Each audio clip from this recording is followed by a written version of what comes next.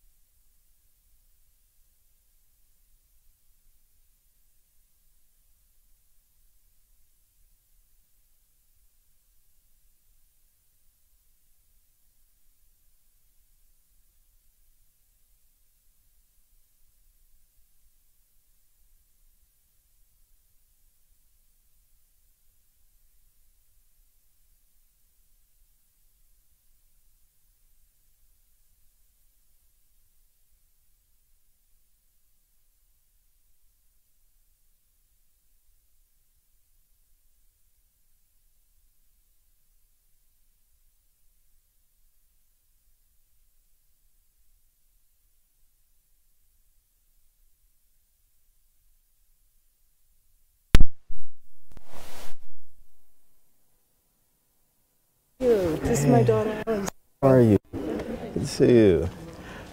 Oh my gosh. It's good to see you. Sorry, Emily.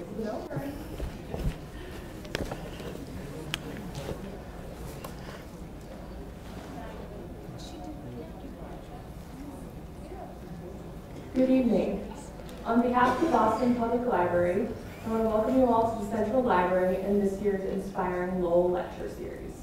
My name is Emily Todd, and I'm the Adult Programs Librarian here at the Central Library. Before we get started, I just have a few housekeeping notes.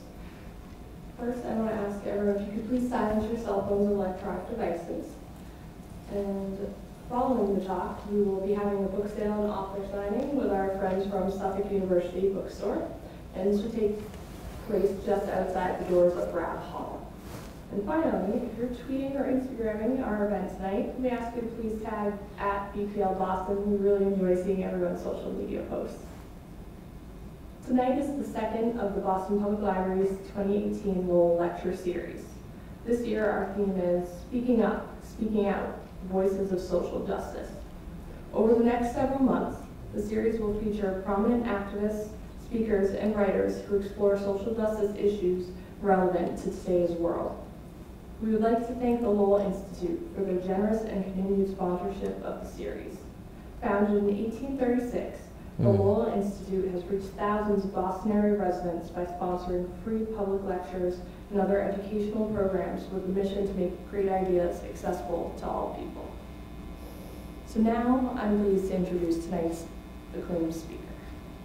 Kevin Powell is one of the most acclaimed political, cultural, literary, and hip-hop voices in America. A native of Jersey City, he was raised by a single mother in extreme poverty, but studied at Rutgers University thanks to New Jersey's Educational Opportunity Fund. Powell is the author of 12 books, including The Education of Kevin Powell, A Boy's Journey into Manhood, a critically acclaimed and brutally honest memoir. In 2018, he will publish a biography of Tupac Shakur. Powell's writings have also appeared in Esquire, Ebony, and The Washington Post. And now, if you will all join me in a warm welcome for Kevin. Thank you. Thank you. Thank you so much. Good evening. Good evening. How are you all doing? Not excited about the Patriots? No one? We are. Okay. Okay.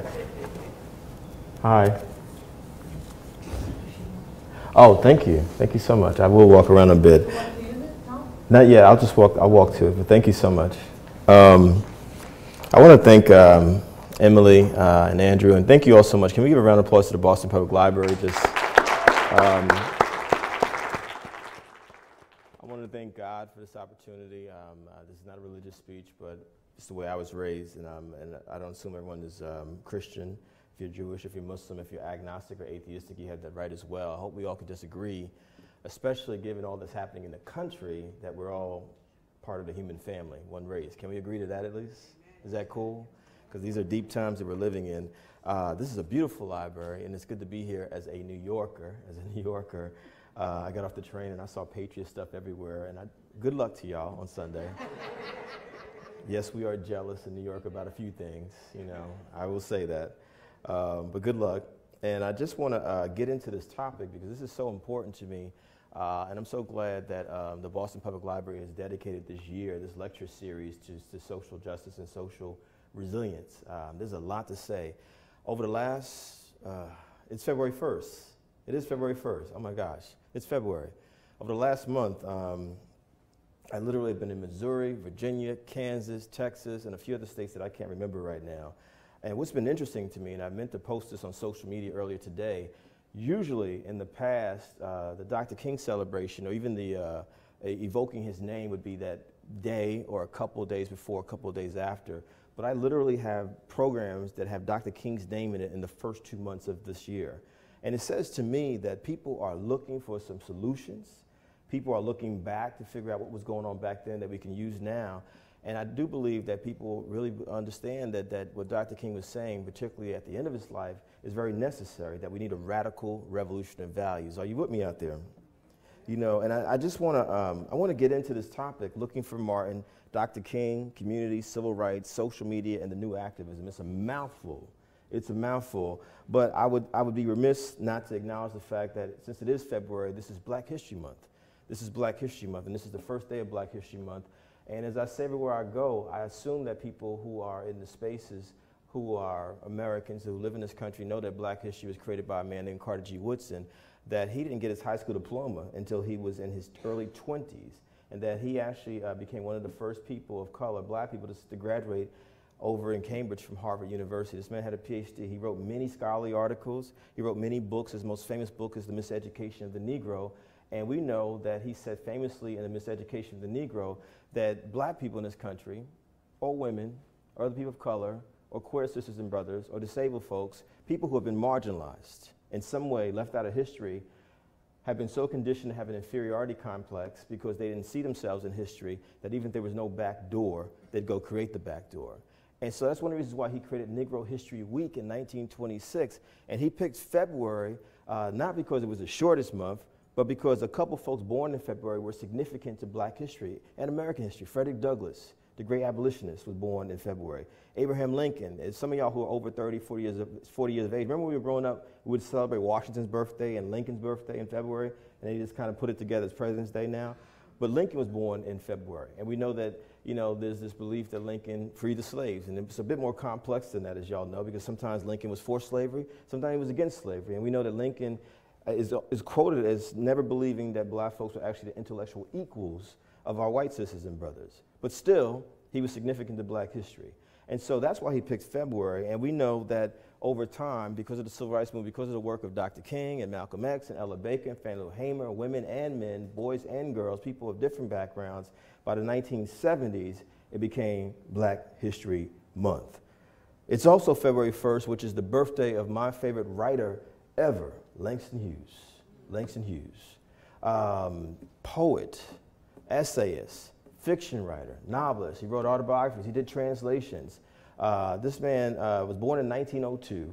About 15 years ago, his centennial, his 100th birthday, I went to Lawrence, Kansas, where the University of Kansas is. Dr. Marion McGray did a celebration of Langston Hughes. Over 800 scholars from around the world, every culture, race, group that you can think of, showed up at the celebration of Langston Hughes. And so he was actually, his whole being was the epitome of bringing different types of people together. You know, and so I encourage folks, when we think about Dr. King and the whole concept of a dream, understand that about 13 years before Dr. King gave that famous I Have a Dream speech, one of Langston Hughes' most famous poems was called Harlem, and the first line is, "What happens to a dream deferred? Does it dry up like a raisin in the sun?" You know? And so I think it's important for us to acknowledge that and also understand that Black history is American history. Black history is American history. If you take away Phil Holler's spirituals, blues, jazz, rock and roll, soul, hip hop, you know, you're taking away a huge chunk of American music. I'm a massive Beatles fan. I'm a massive fan of the British invasion. Well, who were those young white brothers and sisters studying over in the UK when they made the British invasion over here? They were studying the blues musicians of America, you know? And so when we talk about history, it's important that we don't let it get marginalized or ghettoized to one month, just like Women's History Month is next month. And we know that women are significant every single day of the year. And so part of the reason why Women's History Month exists and Black History Month exists because racism and sexism are alive in the world, in this country, and in this planet. But in spite of that, I have hope. I have hope because of seniors, elders that are out there, people like my mother who will turn 75 years old this year. You know, and I'm so clear I wouldn't be standing here, as I always say, if it wasn't for the sacrifices of my mother who has an 8th grade education. And I'm so clear, and let me ask people, please don't videotape this because WGBH is videotaping it. So if y'all can just get the video from them, I'd appreciate it. They're officially doing it, and they're live streaming it. Is that cool? Is that all right? Appreciate y'all. But my mother and all the elders, and I think about that because my mother actually turned 20 years of age on August 28, 1963, the same day that Dr. King gave the I Have a Dream speech.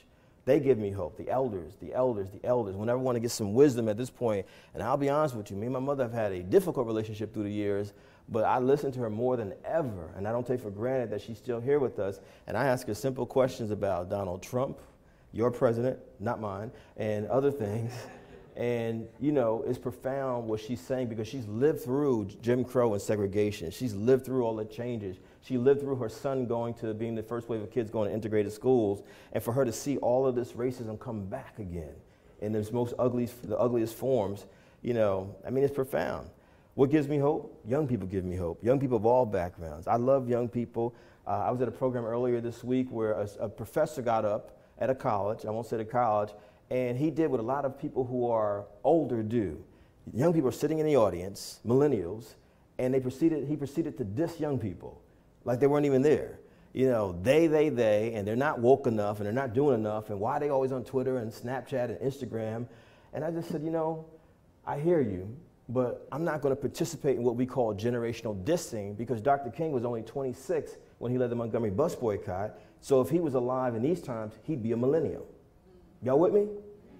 And we seem to forget that young people of every generation, any movement that we've seen in this country around the world have been at the forefront of change. There's energy, there's idealism, there's all kinds of stuff going on.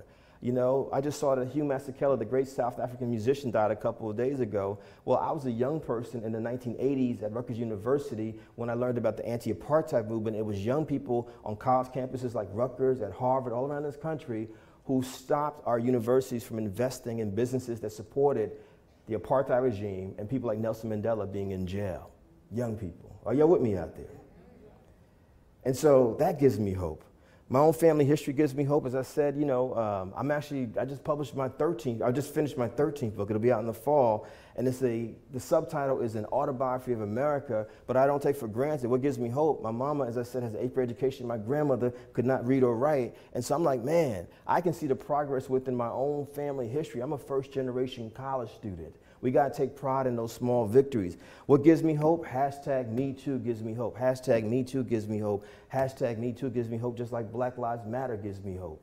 Why do I say that? Because I know, including my mother, as I say in my new book, she faced sexual harassment when she was a young woman. You know, when I read the story about Harvey Weinstein coming out of his room in a robe, I'm like, my mother told me that story when I was a little boy about how she was working as the help for a wealthy white family in Westchester, New York, and when no one else was there but the husband, the father, who comes out but the father, and he has a robe on, he sits there and he opens up his legs, there's nothing in between that. I don't even know how my mother got out of that situation, you know, but she did. So hashtag Me Too, which was created by a black woman named Tarana Burke, a good friend of mine from New York City, you know, 1 out of 4 women and girls in this country, 1 out of 3 in the planet will face some form of sexual violence.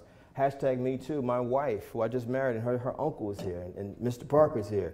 She has a show called She, a choreo play that she conceived of 2 years ago about women and girls who are survivors of some form of gender violence. Little did she know when she started developing this show, which was inspired by Ntozake Shange's For Colored Girls, which is inspired by even the Vagina Monologues, remixed for the 21st century. She had no idea there'd be women's marches, there'd be hashtag Me Too and hashtag Time's Up. You know, Black Lives Matter. Yeah, all lives do matter. I do believe we're all sisters and brothers, all part of the human family, but the reason why we say Black Lives Matter, because clearly it doesn't matter to a lot of people in this country, you know? And so what we're saying is, hey, I should not be the guest speaker here, and then the moment I leave, I wonder if I might get killed tonight, just because of who I am. Black Lives Matter. All Black Lives Matter. What gives me hope? The dreamers, the issue of immigration. You know, I support immigration. I think it's one of the major civil rights issues of these times, and I love the young people that I've encountered. I will tell y'all, I work with folks who are dreamers in New York City. Many of them are fearful of the fact that they can get kicked out of the country at any time. You know, there's one young man that I was going to hire to work with me a couple months ago, and when he realized that I travel around the country, he's like, I don't want to go with you to Boston, I don't want to go with you to LA or anywhere else because I don't know if I'll get kicked out of the country by ICE. What's happening, though, that gives me hope is that a lot of these young people are courageous and fearless, and they're using something called social media. And to older folks who don't understand social media, if you're not on social media, you're missing it. You're missing it. You're missing it. You know, when I think about Facebook and Twitter and Instagram and LinkedIn alone, you're talking about hundreds of millions of people. And we got to stop acting as if people, you know, that they need to organize the way it was in the 60s and 70s. We learned from the 60s and 70s. I certainly believe that there's something powerful about people-to-people connection, but you don't dish the fact that some people feel empowered because social media is the most democratic thing that a lot of people have to just get their voices out there. Are y'all with me? So that's what's happening. But then by the flip side of it, I feel that we have to be realistic about the fact that it's been 50 years since Dr. King was killed, 50 years since Bobby Kennedy was killed, and wow, they both were killed by guns. We got over 300 million people in this country, and we got over 300 million guns in this country. Violence is alive and well. As I was coming here, I'm reading about the third school shooting just in the past few weeks out in LA.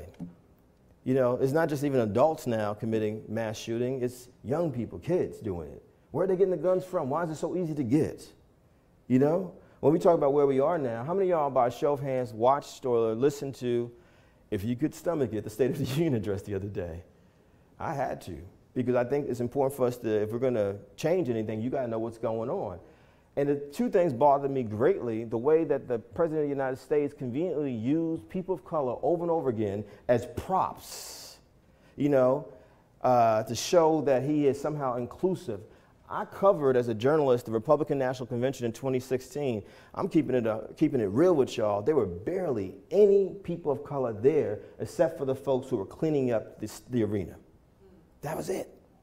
So I'm looking at this, let's roll out this family, let's roll out that family, you know? And then on top of that, the way he talked about immigrants as if they were criminals, as if they had no morality whatsoever. I'm saying to myself as someone who knows American history, as an American, you know, at one point in our history, that's how we talked about Jewish people. That's how we talked about Chinese people. That's how we talked about Japanese people. That's how we've talked about Germans and Irish and Italian people. That's how we talk about Native Americans. That's how we've talked about black people. Every generation, every era, we find someone to scapegoat. Are y'all with me out there? And I'm listening to this speech, and I'm saying this is coded language, because they can't just come out and say, we hate you. But they're essentially saying, we hate you and we blame you for everything. But it's not just saying, man, we got to stop acting as if, in the spirit of Dr. King, that this is somehow new, because racism is not new. This country was founded on racism and sexism and classism. Donald Trump's the president of the United States now, but 100 years ago, there was a man named Woodrow Wilson who was the president of the United States. And one of the first things that he did when he got into the White House, this gentleman who had been the president of Princeton University, was to resegregate federal agencies in Washington, D.C. Well, what else did he do?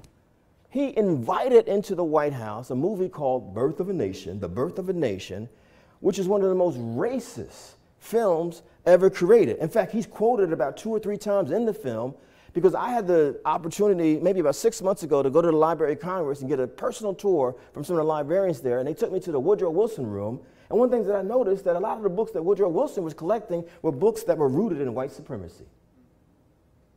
Y'all with me? And so I'm saying to you all, only those of us who are shocked in 2018 about racism are people who either have forgotten or don't know basic history. It's always been there. It's always been there. It's always been there. If we're still, you know, and I give the Cleveland baseball team credit, the fact that they said we're going to change our logo finally from that disrespectful image of a Native American. If we're still having these conversations in 2018, 2019, that says we've got a long way to go. We're still teaching people that Columbus discovered America when we know that he and other explorers created mass genocide against indigenous people that we call Indians. The word Massachusetts is a Native American word. Well, who was here first? And what happened to them? Where are they? You know? Racism is not even understanding that when we turn people away, you know, from this country, we're saying that we don't want to help people. It may be Latinos and Asians today, but I saw something on Facebook the other day that just was really striking to me. I knew it, but to see the image of a little Jewish boy who was trying to immigrate during the era of Hitler to this country, and it was turned away, and then he dies in the Holocaust because we don't want those people here. Y'all know what I'm saying? Racism, anti-Semitism, Islamophobia, there's hatred of the others. But as we said earlier, it's not just racism. This issue of sexism is real. Where are we at today as we talk about Dr. King? I mean, you know, I hear a lot of men saying they feel uncomfortable. They can't believe this is happening. All these people, you know, sports, politics, entertainment industry, Hollywood. But the reality is women still don't get equal pay or equal work. The reality is, where I live in New York City, I don't know how it is in Boston, most of the women that I know, including my wife, are not comfortable leaving from the moment they leave their home to walk down the street, to get on the subway train, to go to work, wondering if someone is going to touch them or say something to them in a very disrespectful, inappropriate, and destructive, toxic way. Are y'all with me out there? You know? And just like I didn't learn black history growing up, I mean, what did we really learn about women? Betsy Ross sewed a flag. We might have learned vaguely about Susan B. Anthony, Helen Keller, Rosa Parks, of course, because she serves double duty, black history and women's history. And I was an A student K through 12, but that was the totality of the education I got about women and girls. And then I was off to college, and we wonder why rape culture is out of control on college campuses. Right? Did I always know this? No. I was challenged 25 years ago for my own destructive behavior, which I talk about in this memoir of mine, by women. Like Kevin Powell, how can you say you're about social justice? You're only talking about what's important to you, but you're ignoring half the country's population and half the world population. So I'm saying to the men out there, you know, as Evelyn has said to me, as Gloria Steinem has said to me, as Bell Hooks has said to me, sexism will not end until we men make it end. Doesn't matter if we're heterosexual, cisgendered men or queer men. If you identify as a man, you benefit from male privilege, period. But it's not just sexism and racism, it's also something that Dr. King was talking about a lot about at the end of his life, class. If in 2018 we still use terms like poor white trash, trailer trash, rednecks, ghetto, hood, illegal aliens, which President Trump, the president, used several times in the State of the Union address, we're participating in classism. If we come to libraries or colleges and universities and we don't speak to the security guards, the secretaries, the folks who clean up, we're participating in classism. If we think we're better than people just because we got a BA or an MA or an MFA or a PhD, we're the antithesis of what Dr. King represented because he had a PhD. At the end of his life, he's there with garbage men in Memphis, Tennessee, helping them. Are y'all with me out there? He never thought his class background, oh yeah, he never thought his class background made him better than anybody. And y'all know his quote. He said, every job has dignity. I'm paraphrasing it, but the part that stands out to me, even if you're a street sweeper, be the best street sweeper you can be. But a lot of us participate in classism. I come from poverty. Yes, I've got 13 books. Yes, I went to college. Yes, I got my own business. Yes, I've done a lot of stuff in my life. But I still see the world as the son of a single mother who was on welfare and food stamps and government cheese. And I had one pair of shoes and I had one pair of sneakers. And when I ran holes into my shoes or sneakers, there was no new shoes or sneakers. And I grew up on the East Coast just like y'all did, which means we put cardboard at the bottom of the shoes or sneakers. And I still had to go out to school. That's where I come from. That's where I come from. Classism. But we can't stop there.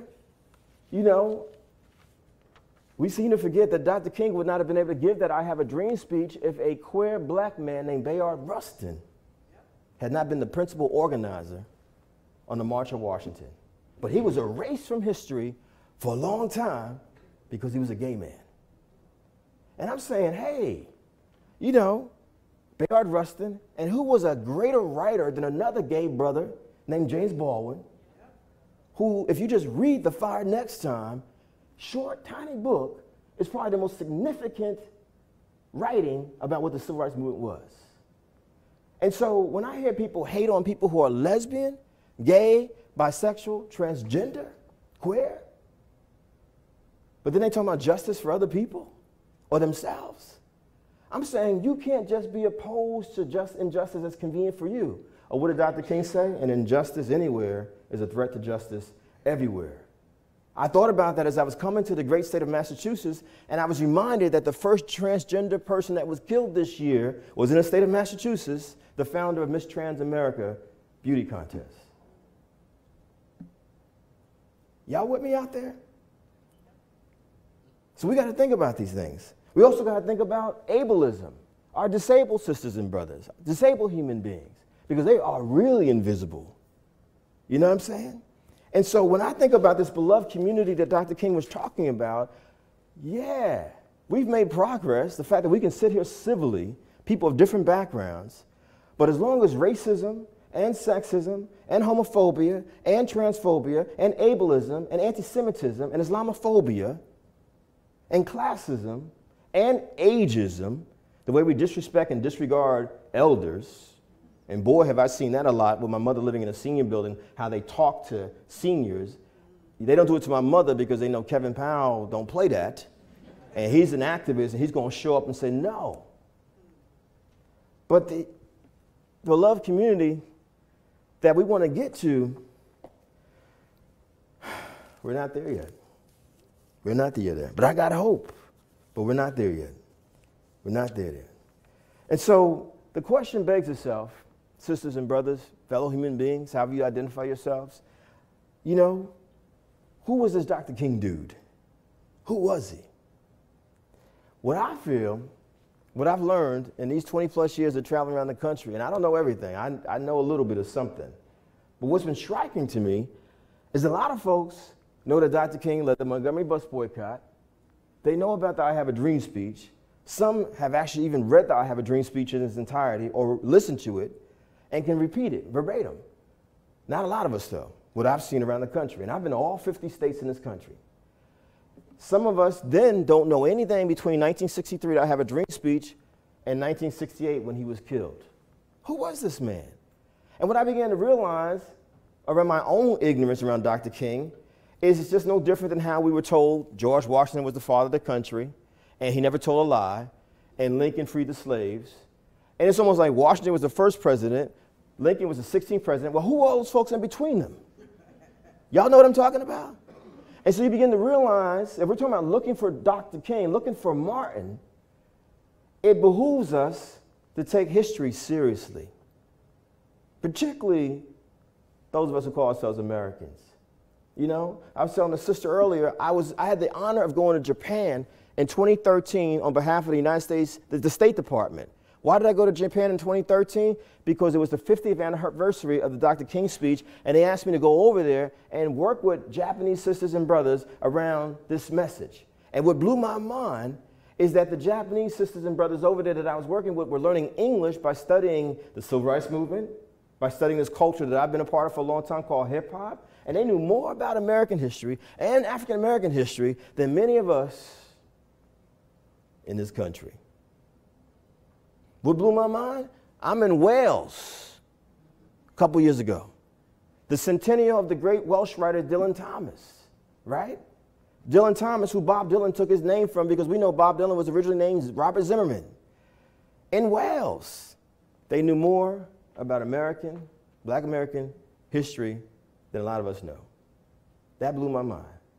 Dr. King, as we should know, was born on January 15th, 1929, in Atlanta, Georgia. He was born into the upper class of Atlanta, Georgia. If you get a chance, if you've been to Atlanta, or if you have not been to Atlanta, if you go there, make it a point to go to the house where he was born. It's incredible because you can see his family was doing well. Dr. King was born into a family of social justice workers. His father and grandfather were also both preachers. We know that Dr. King recognized injustice early on. In fact, he was on a trip once where he was with a chaperone, and he didn't understand, even as a child, why do we have to move to the back of the bus, right? We know that Dr. King started college at age 15. Morehouse College, the historically black college for men in Atlanta, Georgia. We know that Dr. King graduated from college at age 19. He was already done, and he was still a teenager. He was a precocious child. You know, we know that Dr. King spent some time in Philadelphia because he had finished his undergrad degree so early, he went and got another degree. Bachelor's of Divinity, because he realized at a certain point, I'm going to be not just a social justice activist, but I'm going to be a spiritual, faith-based leader, as they say today. We know that Dr. King spent 4 years in this city y'all call Boston. Yeah, he did. He studied at Boston University, studied theology. And somewhere during this time, between undergrad and grad school and coming to Boston to get his PhD, his doctorate, he discovered an Indian man from India named Gandhi. And we know that Dr. King was blown away by the fact that this Indian man was practicing something called nonviolence, and it brought the British Empire to its knees. Hey, British Empire, we as Indian people in the great country of India should have the right to govern ourselves. We don't want to be colonized or modern-day slaves ever again. Dr. King was like, well, what if I took that principle of nonviolence and remixed it as a Southern black preacher and brought it to the racism of this country? We know that it was in Boston that he also met his wife, Coretta Scott. What was Coretta Scott doing here? She was a great music artist. What do y'all call it? The New England Conservatory? Is that right? This was where she was studying. They got married in 1953. We know that there were some other things that were happening in America at that time that had a significant impact on Dr. King. One was the 1954 Supreme Court decision, Brown versus the Board of Education of Topeka, Kansas, which declared, even though it was difficult to implement it, that legalized separate but equal was not really separate but equal, was actually unequal, and these schools need to change. What else happened during that time before the Montgomery bus boycott? A little black boy, what was his name? Emmett Till, from Chicago, went to visit relatives in Mississippi. He allegedly whistled at a white woman. This 14-year-old boy allegedly whistled at a white woman. Shortly thereafter, while Emmett Till is sleeping in the home of his relatives, there was a knock on the door. Grown white men came. You know? This is when we hear people talk about fragile white manhood. This ain't new. Grown white men came to take him out of the bed to teach him a lesson. 14 years old. Well, what did they do to Emmett Till? They beat him savagely. They gouged his eyes out. They tied a fan around his neck. And for good measure, they shot him in the head, and then they threw him into the Tallahatchie River. So when you hear this story about Emmett Till, or Tamir Rice, or Sandra Bland, or Eric Garner saying, I can't breathe, or Michael Brown, or Trayvon Martin, are you ever going to again ask why they call it Black Lives Matter? His mother, Mamie Till, brought Emmett's body back to Chicago and had an open casket because she said, I want the world and this country to see what they did to my child. That spark, and then a few months later, that was 1955, a few months later in the same year, a woman named Rosa Parks refused to give up her seat on a bus. By that point, Dr. King had his PhD, 26-year-old Dr. King. He settled with his own church in Montgomery, Alabama, called the Dexter Avenue Baptist Church. Unbeknownst to him, folks called a meeting and said, we're going to have the meeting at Dr. King's church. He was, at first, reluctant because he just wanted to have a simple life. I'm going to be a preacher, I have a church, I'm married. But, you know, so as we say in the black church tradition, sometimes you're called, some people are chosen. He was chosen. And that movement went on for a year. Black folks refused to get on those buses because of the racism. They carpool, people walked, people had their lives threatened. Dr. King had his home bombed. It's beginning him having his life threatened through the rest of his life, the next 13 years, over and over again. And when you think about it in retrospect, y'all, all they were fighting for. Can we sit anywhere we want on the bus? Can we come into this business, please? Can we sit at a lunch counter, please? Can I walk down the street without being knocked down just because of who I am? Can I vote? Can I vote? Can I vote? Can I vote? You're talking about really basic stuff here. They won. And we know out of that movement came Dr. King's organization, the Southern Christian Leadership Conference in 1957. We know that he became the face immediately of the Civil Rights Movement, what became known as the Civil Rights Movement. We know a year later, 1958, he was doing a book signing for his first book in New York City, in Harlem, New York. And while he was signing it, a woman came up to him who was mentally ill and stabbed Dr. King. And they said later, if he had sneezed, it was so close to his heart that he would have died. We know that in the late 1950s, there was also activity happening in places like Little Rock, Arkansas, the Little Rock Nine. We know by the early 1960s, there were young people, black and white young people, starting an organization called the Student Nonviolent Coordinating Committee. We know there were sit-ins in places like Greensboro, North Carolina. We know there were black and white young people participating in something called the Freedom Rise. We know that Dr. King had great victories. We also know that he had great defeats in places like Albany, Georgia. Yeah. But the momentum of that movement exploded so much that by the time we got to 1963, there was a massive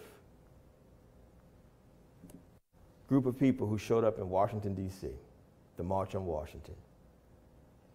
I remember a couple years ago, I was standing right at the marker they have at the Lincoln Memorial where Dr. King gave the I Have a Dream speech. And I got on my cell phone and I called my mother, who literally, as I may have said earlier, turned 20 years of age on August 28, 1963, the day of that March on Washington. And I said, Mom, because I'd never asked her the question. I said, where were you when this march happened? Well, you know where she was. She was in the backwoods of South Carolina in a two-room shack that was shared by her mother, her father, 4 girls, including my mother, and a brother. They were so poor that sometimes all they had to eat was some syrup that they poured around. Poured into a bowl and passed around, pardon me. They were so poor that the girls sometimes took turns going to school because there was one dress. There was no TV, there was no radio, there was no internet, there was no iPhones, Androids back in 1963. But what they had was the human internet, and my mother said, we heard that there was these people going to Washington to fight for our rights. That blew my mind. You know, my mother didn't march. She didn't protest. She didn't sit in. She was not a part of any freedom rides. But the civil rights movement was so significant that when my mother had me a few years later, she understood some of the key things that I got to take from this is making sure that my son gets the education that I will never get. Are y'all with me out there? That he has the life that I couldn't have because I started picking cotton when I was 8 years old. I was the help as a little girl in people's homes. Y'all know the March on Washington. People focus over and over again on the I Have a Dream speech, which is a powerful speech. It's only 17 minutes. It's a short speech. But we know that in that speech, Dr. King starts with a history lesson when he talks about Abraham Lincoln, and he's talking about the Emancipation Proclamation 100 years before, because that was 1863, and we know the March on Washington was 1963. And he says something very profound. In spite of all that's happened, the Negro is still not free. And then y'all know that famous quote where he says that we've been given a check that's been marked, what y'all? Insufficient funds. Democracy has been working for us. Then on top of that, if you read the I Have a Dream speech closely, if you listen to it closely, he actually uses the term police brutality twice in the speech. But in spite of that, because of who he was as a human being, he says in the I Have a Dream speech, we can't drink from the cup of bitterness. No different than when Michelle Obama said, when they go low, we go high. Right? He says in that speech, all right, we here, but you got to go back to Alabama, back to Mississippi. We got work to do in our local communities. And then we fast forward a bit to that part of the speech where people like to say, well, Dr. King was colorblind. He didn't see color. Well, Dr. King actually saw color to the day he died.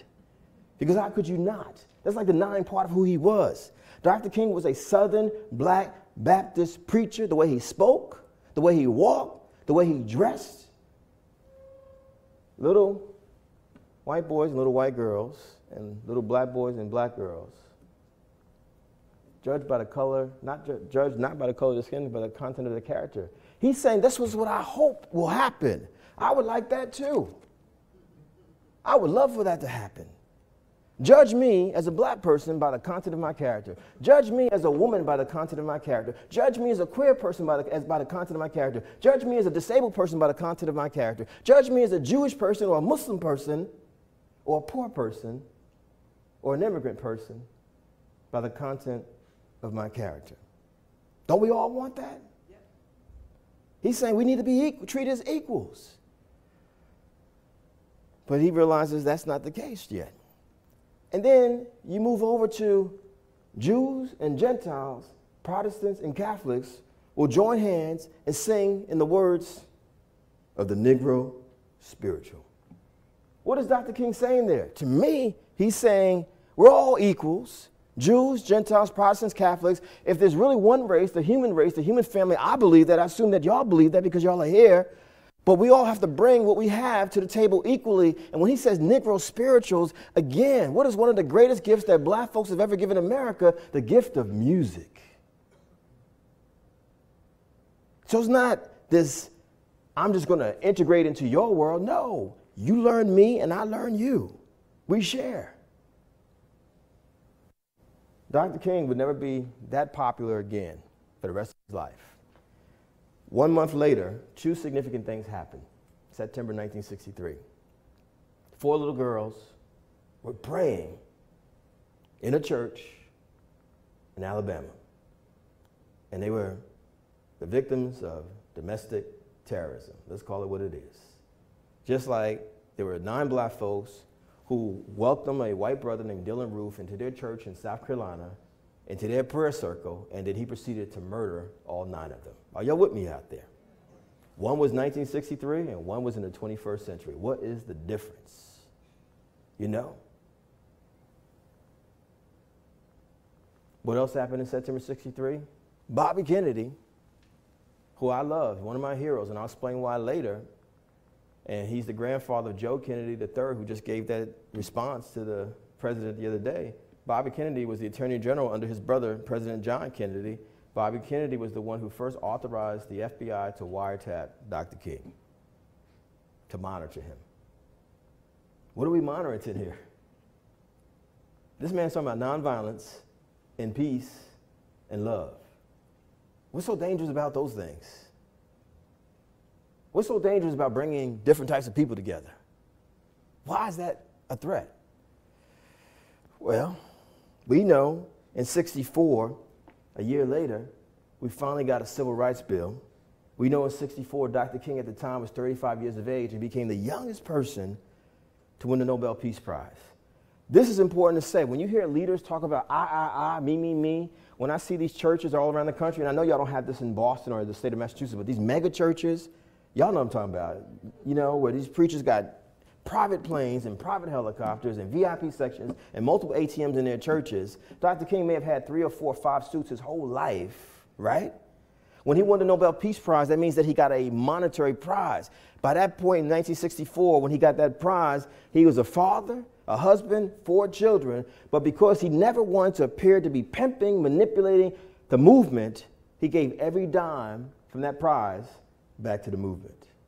Who does that? Except someone who's practicing what Dr. King called a dangerous kind of selflessness. A dangerous kind of selflessness. And Dr. King, let's be clear about it, he was a very human being. He had issues around his skin color. Why wouldn't he in a world of white supremacy where you're told lighter is better and darker is ugly? And we know that everyone in this room is beautiful and handsome no matter what you look like, no matter what your hair texture is. But he grew up in a world where he was told that's not attractive, right? He was a short man. He had issues around his height. We know that Dr. King was a chain smoker. He smoked cigarettes. In fact, there's a story that when he was assassinated, that one of the local preachers, who's one of his closest friends, actually removed a cigarette from Dr. King's hand because Dr. King never wanted young people to know that he was smoking cigarettes. I've seen one photo of Dr. King with a cigarette. And we know that Dr. King cheated on his wife many times. Many times. He was a very human being. That's not to denigrate him. It's to say that we got to stop people putting people on pedestals as if there's some sort of superhumans. I believe the reason why, for some of y'all who just came in, I said earlier, I've noticed when I first started doing Dr. King programs 20 years ago, it was just around his birthday. Now it literally stretches 2 months. We're so desperate for a superhuman, a superwoman, a Wonder Woman, a Wonder Man, a Wonder Person. We don't understand that the leadership that you're looking for is right in the mirror. So we put Dr. King up on a pedestal. We make it seem like he did everything by himself when there was a lot of anonymous sheroes and heroes. In fact, if we really are truthful about it, and we should be, hashtag Me Too, a lot of the early boycotts in the South were organized mostly by women. If we're honest about it, hashtag Me Too, as much as I praised I Have a Dream speech as one of the great speeches ever, look at the image of Dr. King. It's all men surrounding him. They did not want any women to be around that podium. Look at the photo. Where are the women at? Where are they?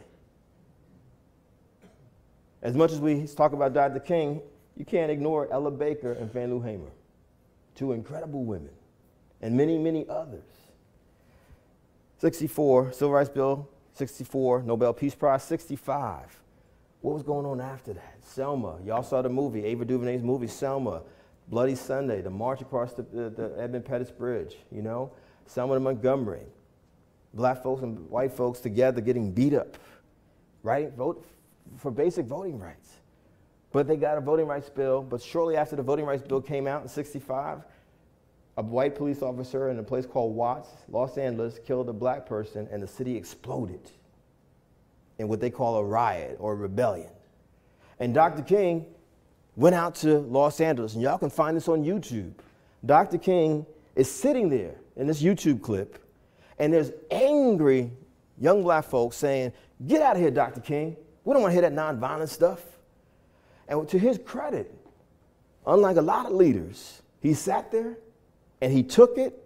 He took the criticism. He listened to their anger.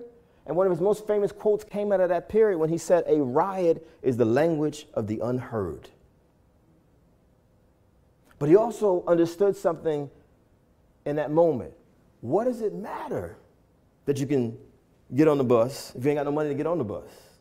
Sit anywhere on the bus, pardon me. What does it matter that you can go sit at that lunch counter if you got no money to buy a sandwich? And so he began to think about not just racism, but also class, about economic justice. And a year later, in 1966, Dr. King and his wife moved to Chicago, to the west side of Chicago, to a rat and roach-infested tenement building because he wanted to use his international platform.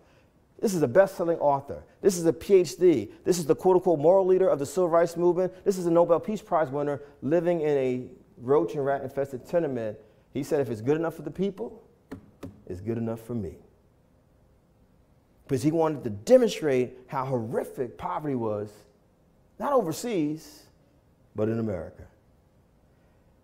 A year later, Dr. King became one of the first national leaders to come out against the Vietnam War. He said in his speech, given on April 4th, 1967, 1 year to the day he was assassinated, we are sending poor black people and poor white people to go fight poor yellow people, Asian sisters and brothers, in a place called Vietnam. In that Vietnam War speech, which he did not speak it the way he normally spoke it in the cadence of a black preacher. It was very monotone.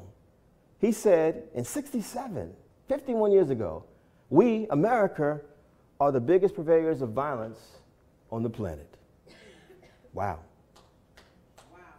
He said in that speech, April 67, we were moving from being a people-oriented society to a thing-oriented society. In other words, this people have been replaced by these things. In that Vietnam War speech, 1967, he actually uses the term computer. Don't take my word for it. Read the speech and listen to the speech. Because Dr. King was evolving constantly. And y'all know what happened.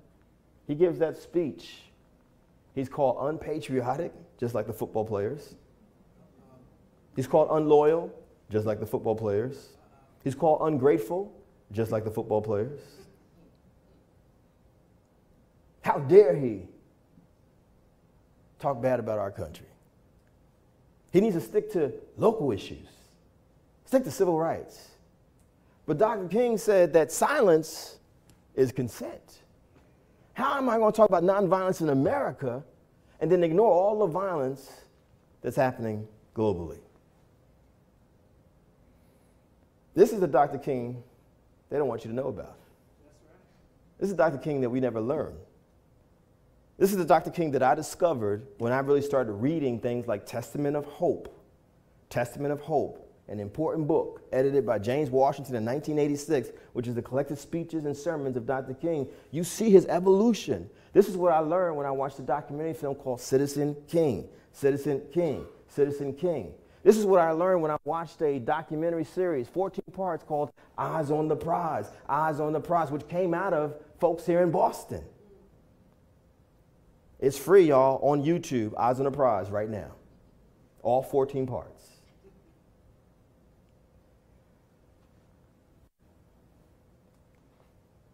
We would do ourselves a disservice, anyone sitting in this room, because everyone in this room benefited from the Civil Rights Movement. So I think we have a responsibility to actually know what the Civil Rights Movement was. Like, how did we get here? We know that out of that Vietnam War speech, Dr. King began to craft something called a poor people's campaign, a poor people's campaign. He didn't say poor blacks. He didn't say poor whites. He didn't say poor brown people, poor yellow people, poor red people. He said poor people's campaign because now Dr. King was fully shifting towards there needs to be equal opportunity for all people. There needs to be economic justice. Why should 1% of the country or the world have all the wealth while the rest of us are struggling? How many of y'all, even if you're middle class and college educated like me, have struggled seriously financially? That's most of the room. Go to college, buy a home, and you're still struggling. Where's the logic in that? This is what he's talking about. And so he started organizing a poor people's campaign in 1967, 1968. But what else was happening in 67, 68? Our great writer, Langston Hughes, whose birthday is today that we talked about earlier, who talked about dreaming long before Dr. King did, actually died in 1967. Langston's work was always based in working class people, poor people, the people from the community. What else was going on in 1967? Someone came from the West Indies, from the island of Jamaica, the great island of Jamaica, named Clive Campbell, a.k.a. Kool Herc, who's one of the founding fathers, one of the pioneers of what we call hip-hop. He was a DJ. Well, who created hip-hop? What was Dr. King organizing at the end of his life? A poor people's campaign. Poor people, the same poor people Dr. King told us not to abandon, created this culture called hip-hop. It started in the late 1960s. It overlaps with the Civil Rights Movement. Poor people will make something out of nothing. What do we make something out of nothing? Microphone, turntables, vinyl records, magic markers, spray paint, cardboard to dance on. And that culture has now been around for 50 years, and it's all over the world. The same poor people that he said don't abandon. Dr. King was in Jamaica on vacation, trying to get some rest. If you look at pictures of Dr. King in 1955, he's young and baby-faced. By the time you get to the mountaintop speech, he's still only 39 years old, which is young. But you can see the wear and tear of his life. You can see the death threats over and over again. You can see the harassment by the FBI. You can see all of it. You can see that he never really slept well, if at all. He's in Memphis, Tennessee, because he was asked to come there to support these black men who were wearing signs that said, "I am a man," you know? And he did it because he understood, if I'm going to organize a poor people's campaign, well, these garbage men, these sanitation workers are the very people that I want to see get empowered. And he gets to this speech on April 3rd, 1968, one day to the day he's killed, the mountaintop speech. I'm going to tell y'all, when I was a child growing up, that speech scared me. I don't know why it scared me, but it felt like death. And it wasn't until I was an adult that I realized, wait a minute, Kevin Powell, the mountaintop speech is Dr. King giving his own eulogy. I've been to the promised land. I've seen the mountaintop. I may not get there with you, but I'm here to tell you that we as a people will get to the promised land. Wow. And then you look at where we are right now, and you wonder why, or maybe we shouldn't wonder why, so many people are looking for Martin and are having so many Dr. King programs around the country. Because this man gave his life, literally. Literally. 2 months later, one of my other heroes, Bobby Kennedy, who, when he authorized the wiretap of Dr. King in 1963, Bobby was a very different person. He was about power, but not power for all people. But in 63, November, his brother, John, gets assassinated on national TV. It was as shocking then as 9/11 was for us in this generation, this era. Bobby Kennedy goes into mourning. Bobby Kennedy, who had been slow to support the civil rights movement in different ways. When he comes back to speak at the Democratic National Convention in 1964 in Atlantic City in Jersey, where I'm from, the same Democratic National Convention where Fannie Lou Hamer, with her purse in hand, challenged the racism of the Democratic Party. Not the Republicans, the Democratic Party. Bobby Kennedy was a different person. Because out of that tragedy of his brother, the President of the United States, getting murdered on national TV, Bobby developed something that all of us need to have. Compassion, empathy, kindness for other people. When Dr. King was killed on April 4th, 1968, it was Bobby Kennedy in Indianapolis, Indiana, this white brother from privilege. And there's nothing wrong with privilege if you use it to help other people. This white brother from privilege got up and announced to a majority black crowd in Indianapolis that Dr. King had been killed. And Indianapolis was one of the few cities that did not explode in riot or rebellion that night. And y'all know the other city that didn't explode, it was Boston, because James Brown was here. Bobby Kennedy and James Brown, how you like that? That's deep, ain't it? Yeah, that's pretty deep. One was a great speaker, and one was a great artist, and they both touched people, right? So, Dr. King, and I'm going to conclude here, asked the question, his last book, where do we go from here? Where do we go from here? I submit that if we're serious about moving ourselves, our communities, this country, this world forward, we got to hashtag, read, study, travel for the rest of our lives. It's not acceptable to just make up stuff if you don't really study history. How many of y'all saw the movie Lady Bird? Wasn't that a great film? The thing that stuck out to me, other than, and I love Lady Bird's character, I love the director and writer, Greta Gerwig, but the fact that one of the characters was walking around with a book called A People's History of the United States, Howard Zinn. Well, who was Howard Zinn? Howard Zinn was a white brother, a Jewish brother, who as a younger person participated in the civil rights movement. As he was organizing and working with black folks, he realized, man, I don't know anything about these black folks, which means I also don't know anything about American history. I might not even know my own history as a Jewish person in this country. And so he decided to create a book, a history book, that was from the perspective of all people as opposed to one narrow perspective. Are y'all with me out there? So we got to read, we got to study, we got to travel. You know, there's nothing wrong with being ignorant. There's something wrong with being what we call enthusiastically ignorant. You know what I'm saying?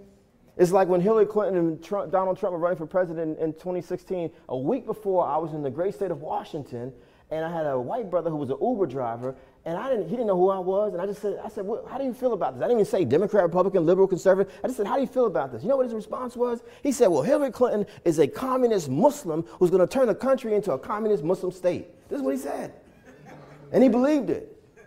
And I said, wow. Is that right? She's a communist Muslim. Last time I checked, communist meant you didn't believe in God.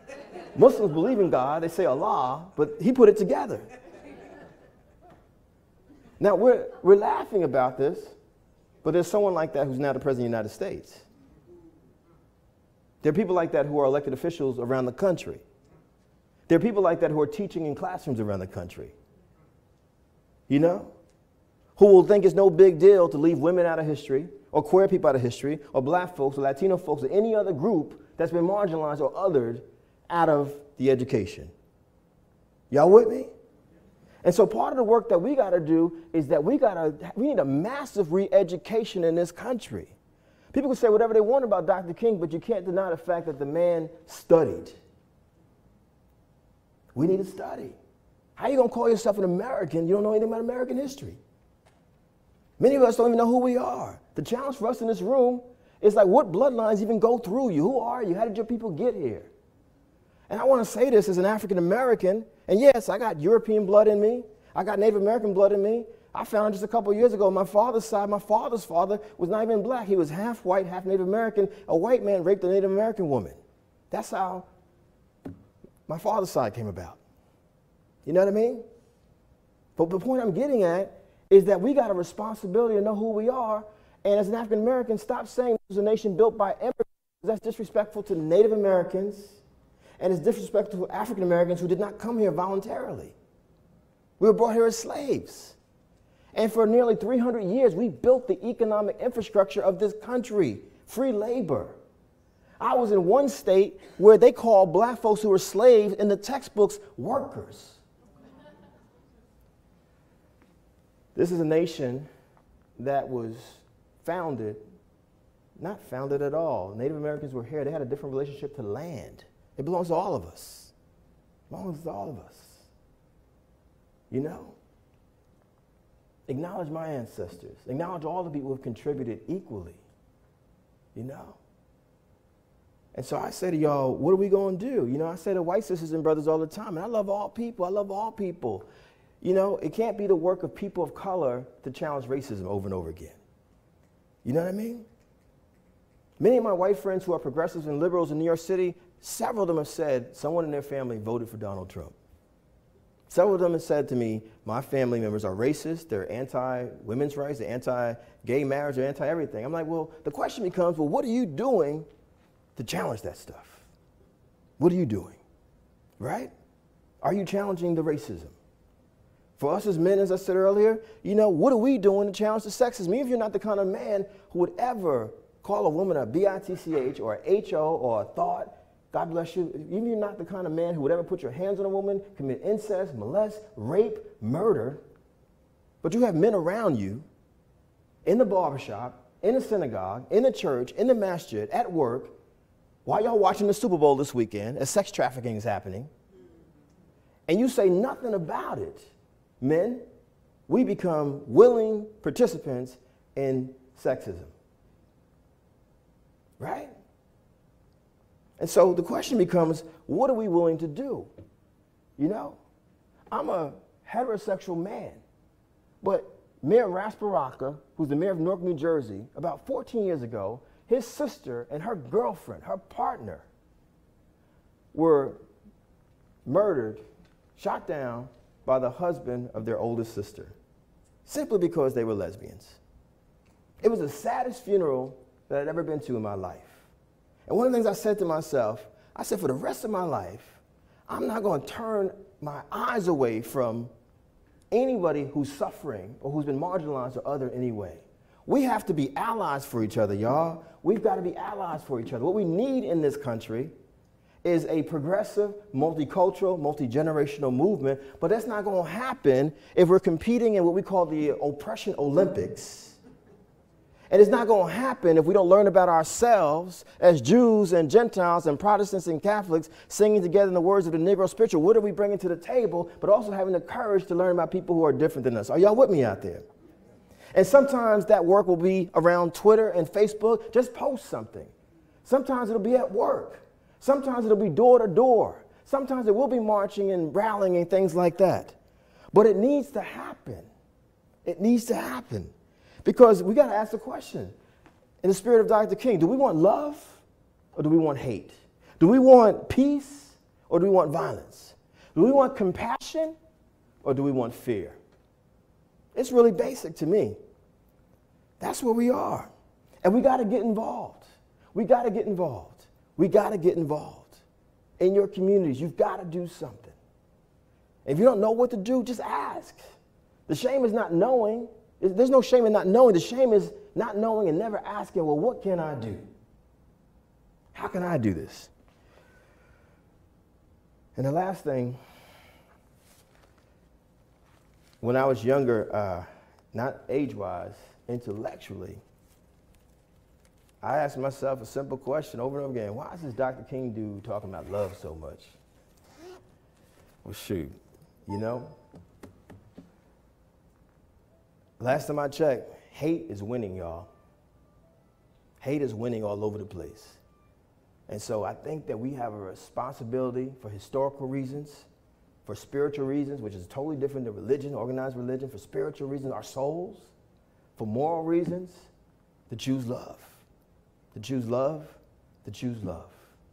You know?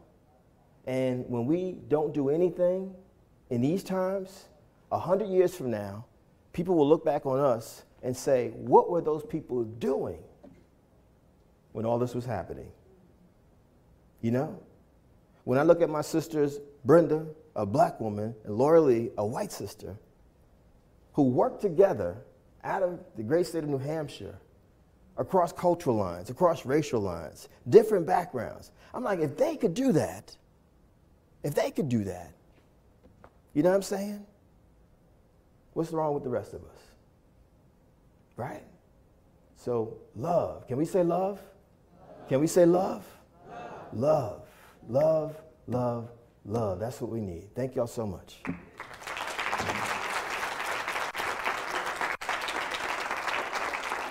Do I stay up here? Do you want to do a Q&A? Miss Emily? Okay. Thank you. Y'all all right out there? All right. Can I make a confession since WGBH is here? Those letters excite me because as a kid I watched Zoom on WGBH. I used to love Zoom. And he used to always say, what was it? 02134. You remember the zip code? Was that the zip code, Ann? That's crazy. I remember that. Yes, ma'am. Anyone? Questions? Thoughts? Yes, sir.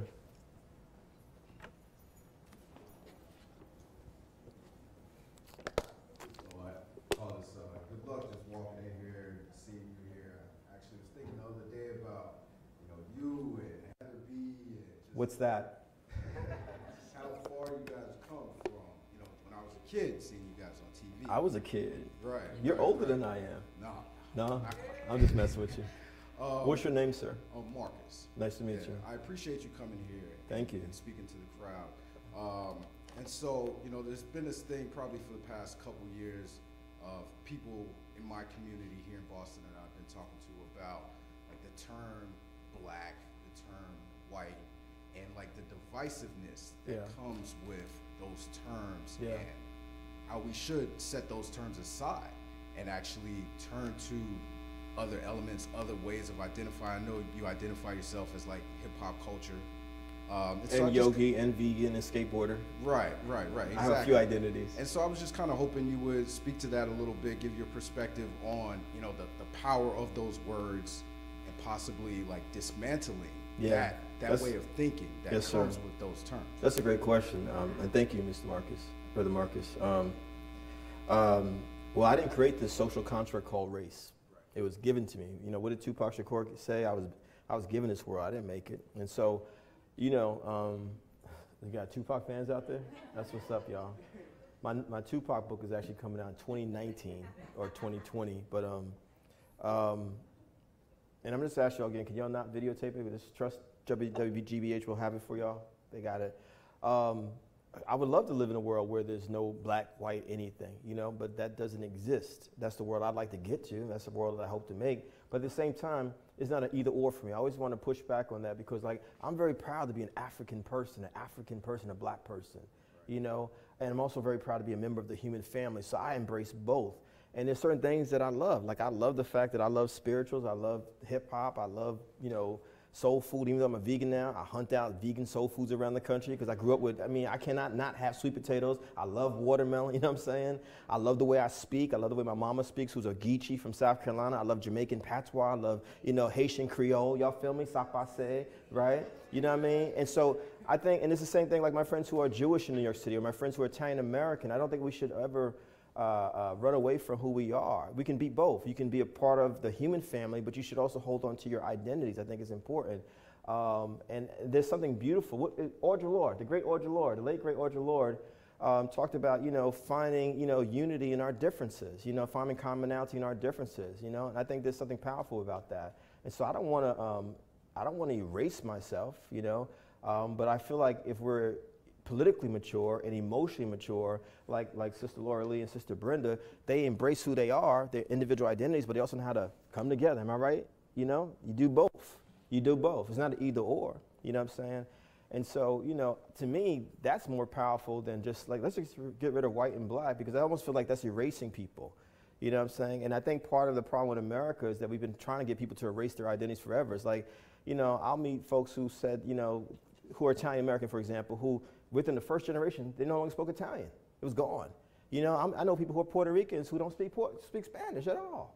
You know what I'm saying? And it's like, there's something wrong with that. You know, I mean, folks who are Filipino, who are Chinese, who are like, they've been told you got to get rid of your, no, we should be proud of our culture, or whatever our heritages are, we should be proud of it, you know? And so I think, to me, that's my response. Human race, but also hold on to your identity or multiple identities. You know, I think that's more powerful than just, okay, no more white, no more black. You know, I think that, you know, you can still love people while you love yourself. And how are you going to love anyone else if you actually don't love yourself? Do you know what I'm saying? That's what I feel. It'll come to you, Miss Brenda. No, the mic's coming. Hey, Nomadic. Great Hi. DJ in Boston. Welcome back to Boston. Thank you. Thank you for having me. Thank you for coming. Well, I was wanting to speak a little bit about my feelings on Colin Kaepernick. Hope I pronounced his name properly. You did. Okay.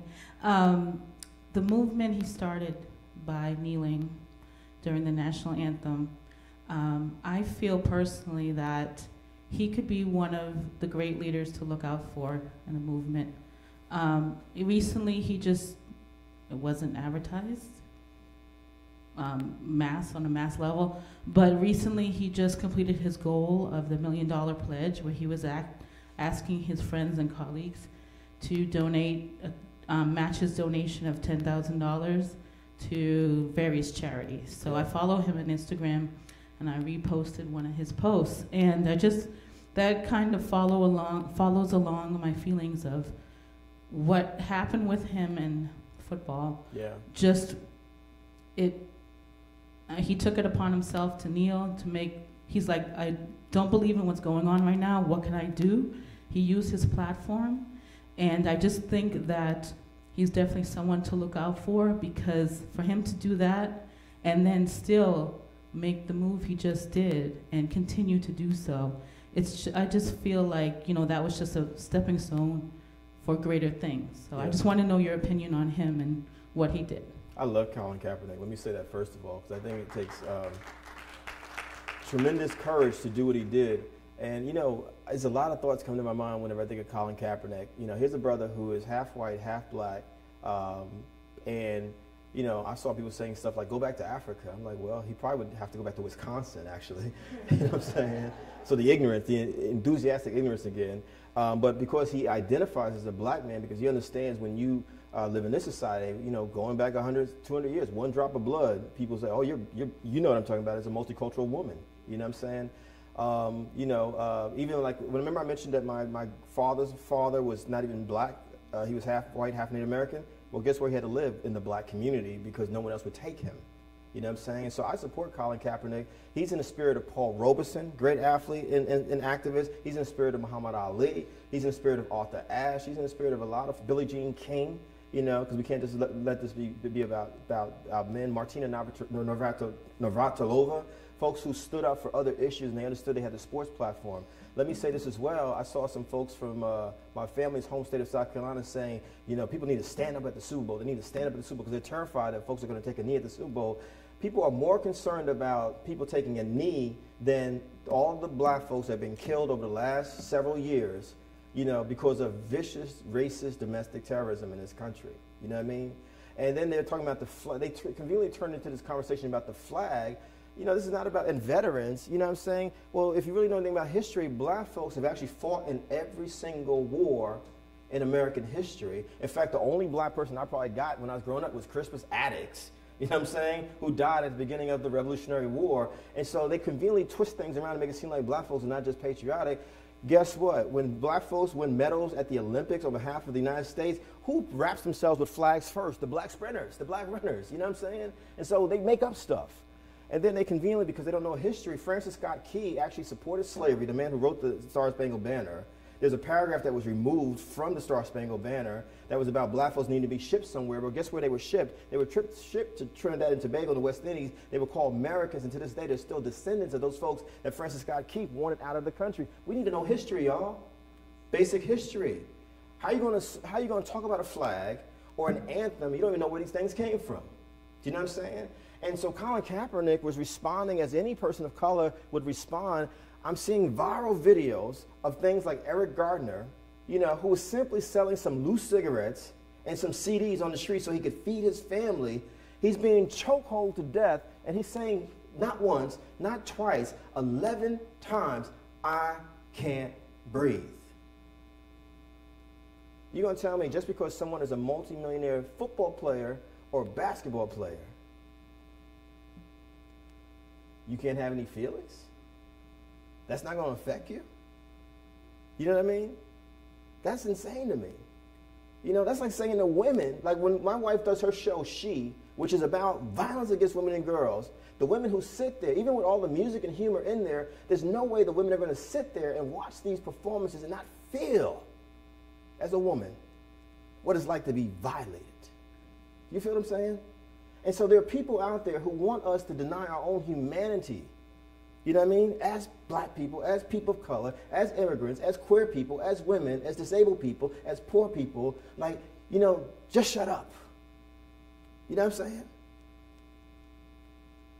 I talked to some of my queer friends in other parts of the country, and I asked them, you know, how do you survive here? They said, we just keep to ourselves because they're scared of being murdered because of who they love. You feel what I'm saying? And so I don't mean to get real super passionate about this, but like, you know, Colin is right. And these football players are right. And what they're doing now is classic divide and conquer because they're pitting the football players against each other, you know, and making it seem like he's the problem, you know, or the ones who protest are the problem. And the real issue is, you know, most of these owners of these football teams, like the league is 70% black males, the NBA is 80% black males. Why is Michael Jordan the only majority black owner in the NBA, and where are the black owners of the NFL? If you believe in democracy and opportunity, you feel me? Just like it's ridiculous that when Michelle Williams and Mark Wahlberg, your homeboy from here, you know, went to reshoot a film and he got $1 million and she got like, what, $1,000? If that? You don't hear any outrage about that. You know what I'm saying? And so these discrepancies, and so what I'm saying to y'all too out there, sisters and brothers, everyone out there as human beings, people want y'all to fight each other. You know, black folks versus white folks, straight folks versus queer folks, you know what I mean? Rich folks versus poor folks. As long as y'all are fighting each other, that one small percentage of folks who really are about power for themselves will keep their power. As long as we're fighting each other. Because that's what people want. You know, which is why I did not talk about my New York Yankees today. Go Patriots. Because y'all who know me know I'm a diehard New York fan, sports fan. I said, let me not come in here. Let me bring unity here today. Even though I'm jealous, but this is, you know, Miss Brenda, I'm sorry. Similar to you, first giving honor to God. Yes, ma'am. And secondly, thank you so much for that trip down history. Wow. And knowing Martin a little bit better. So I give you thanks and praise for that. Thank you. But finally, I do agree with Brother Marcus about this black and white situation. You want to get rid of it too? As you know. You said this before, that's right. Yes, of course I did. I wrote about it in a book. Can you tell people what your vision is? Well, my vision is that people of African descent, back in my grandmother's day, we were considered colored. Yes, ma'am. And she referred to herself as that until she died. Yes, then later on, we were Negroes. We were Balalian. We were Afro-Americans. and now we are considered African Americans. I personally call myself a person of African descent. But I believe that the black and the white divide us. Okay.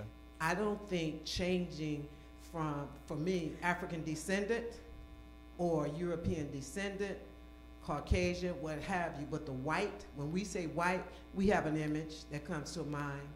When we say black, we have an image that comes to mind. And sometimes that image is negative.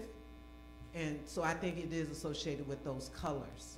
So I think that language also serves to divide us. But I really enjoyed you, and thank you. No, this is important food for thought. Thank you. And so you're saying, which I agree with, if we're really leaders, we need to create a new vocabulary, which is what leaders do, create a new vocabulary. Thank you, Ms. Brenda. Appreciate you. Yes, sir. I just walked in. Uh-oh.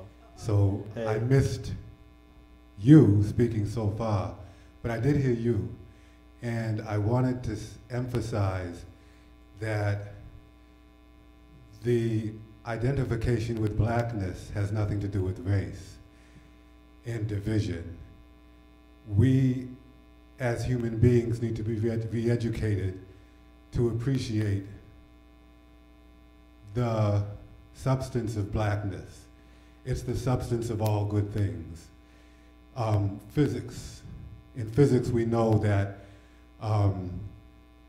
blackness is the substance of the entire universe. Sometimes they use derogatory terms to describe it, such as an abyss, as a hole. Really, when we say whole for blackness, we should be spelling it W-H-O-L-E. Blackness is a reference, culturally, not altogether to skin color when the individual uses that term to describe themselves. In other words, I may say I am black, even though my skin color is not literally black. The reference to black as self-identity is available to any human being if all of us come from the Nubian beginning of humanity.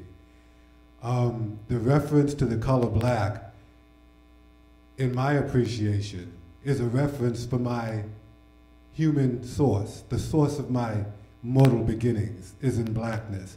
My forefathers are black, literally black-skinned. And it's very painful when I hear people of color in particular running around saying there's no such thing as a black person. I'm brown-skinned. When in fact, even today we have people from Sudan, which is where even the Israelites come from, Sudan, or southern Sudan. In other words, the Niger-Congo. We all come from the Niger-Congo and migrate from there, not from the Horn of Africa, not from Israel, okay? So my point is that my forefathers are black-skinned, as are the Sudanese people of today, most of them, or if I may just say some of them. Black-skinned, they're black as coal. And those are our origins, and the scientists still can't figure it out. We're too busy trying to pretend that we're all alike. You can't appreciate differences when you're trying to pretend we're all alike. Even our blood is not alike. Okay? So. Thank you. Thank you. That's all right. Thank you. Anyone else? You all right out there? WGBH? I want a job. Is Zoom still, is there still a version of Zoom? That show is dope. I loved it. Yes, sir. Peace. Hello. I just wanted to ask, how do you actually start? Because, you know, when we talk about this problem we have, but how can we actually start to resolve? How do we start? Engaging in your community? Yeah, but how? I'm saying, are you asking to engage in your community? Are you a member of an organization right now? Of any kind? No. I would start there, because I think a lot of times what I run into, folks want to start organizations, you know, but don't actually know how organizations operate. I think we got to study organizations and movements. Like, you know, this is where the reading, hashtag reading, studying, traveling comes back to me. It's like, you know, for me, it was in college, you know, we were told, you can't just jump in this organization. You actually got to know how this operates, you know, and how to organize, how to be involved in that particular community. That community for us was a college campus, and I took those skill sets I learned in college into the community. Not everyone goes to college, you know, but wherever you are, you have a responsibility to study. And so if you want to get involved in the community, I would ask simple questions. Like even this area where we are, you know, two of the most famous leaders of the civil rights movement lived in Boston at certain points, Malcolm X and Dr. King.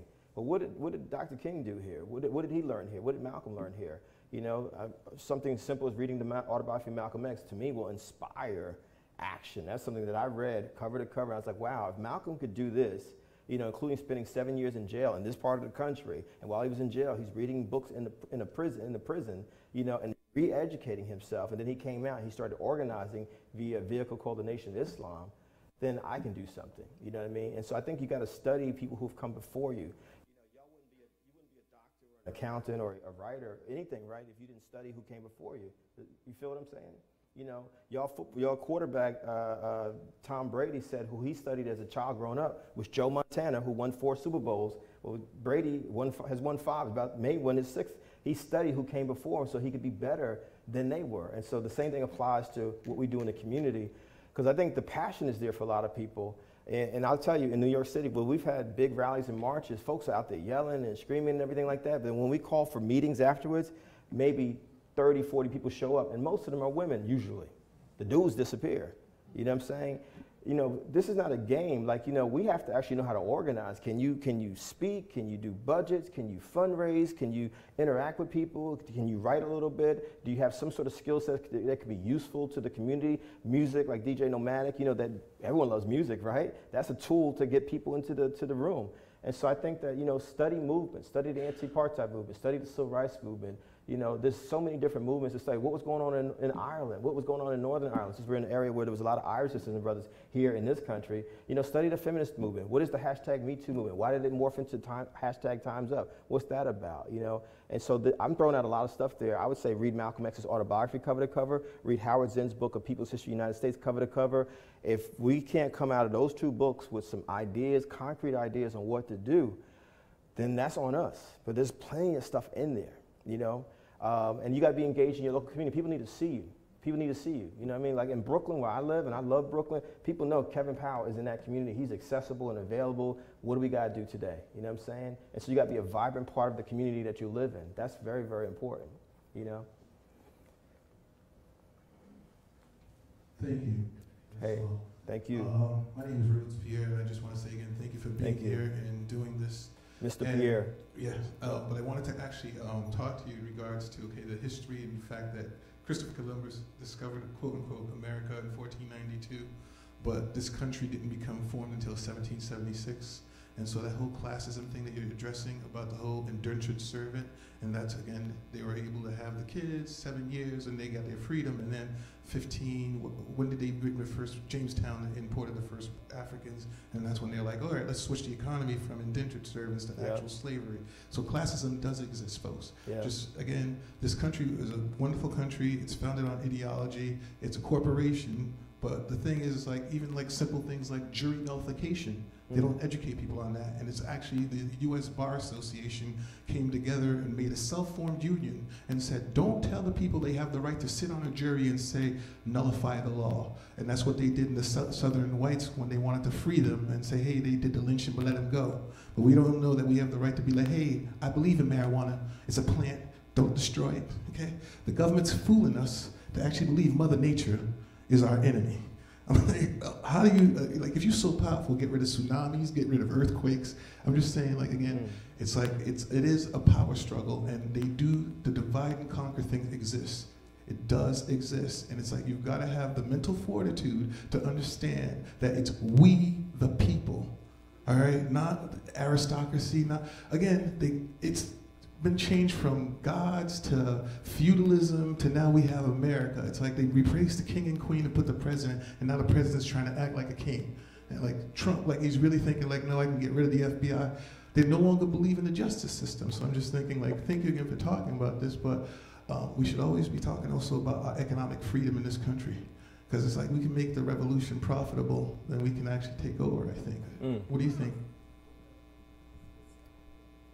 I think that No, thank you. I just want, I'm just a simple dude. I just want everyone to have an opportunity. And to this gentleman's question, because as you were speaking, you actually triggered some thoughts for me. You know, if you are a citizen of this country, vote on a consistent basis. You know what I mean? And not just in the presidential elections, the local elections are actually much more critical. Where I live in Brooklyn, you know, if you go to downtown Brooklyn, the court district, any day of the week, Monday through Friday, it's nothing but Black and Latino folks being sent upstate to jail. You know what I mean? Very few of us even understand that we get to vote for judges and district attorneys, and, you know, if you don't participate in the jury system, you know, all that kind of stuff. You know, what do I think? I just want everyone to have an opportunity. You know, the reason why I was able to go to college is because of something called the Educational Opportunity Fund, a program that was created in the same year Dr. King was killed, legislation so that so-called disadvantaged children, I'm sure there's some sort of similar program here in Massachusetts, were able to go to college, you know what I mean? And literally, you know, y'all talk about backlash now, there's a backlash, the Trump thing is a backlash to Barack Obama, but there was a backlash to the civil rights movement. The moment that the civil rights movement was over, there was a backlash, instantly. You know what I mean? And I'm gonna say it again, what were they fighting for? Basic citizenship rights, can we vote? Can we go move about freely without getting killed? And almost instantly, all of that was wiped out, which is why we're still having conversations about police brutality, racial profiling, all that kind of stuff. And so what I'm saying to you, sir, is that we have to find what we're passionate about. For me, when I was an 18-year-old, when I read Malcolm's autobiography, you know, race became the issue that I wanted to confront, I wanted to deal with. But you never stop growing, you never stop evolving. So over time, I said, okay, I gotta deal with gender issues. I gotta deal with gender identity issues. I gotta deal with class issues, as the brother said. I gotta deal with all this stuff. I'm a vegan now. You feel what I'm saying? I think about environmental justice issues. You know, I think about food deserts. I work with people who are doing work in those spaces. I work in the arts. You know, Sister Ann out in the audience, Sister Nomadic out in the audience, people who have worked in the artistic community, because what better way to bring people together than art and music, you know what I'm saying? Building communities. And so the thing for me is I always think about how many communities I can belong to. When Brother Marcus asked the question, he said something about me in hip hop, and I kind of jokingly said, I'm in multiple communities. I wasn't lying. I'm in the human race, I'm in the Black community, the African community, because I do claim it like you do. I'm also in the yoga community, I'm in the meditation community. Just last night, I'm in a meditation circle in Brooklyn, because I'm like, I need therapy and counseling to deal with this kind of stuff in this world, you know what I'm saying?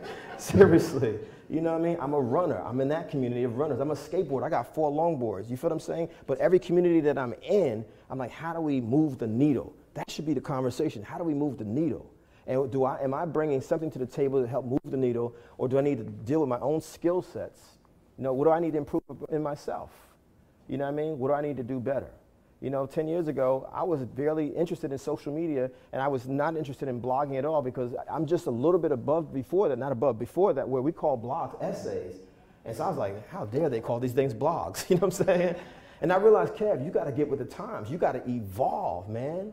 You know what I mean? And guess what, Kev? You may have 13 books, but guess what? Most people think you only got 2, because for a long time you didn't mention anything on social media about any of the stuff you do.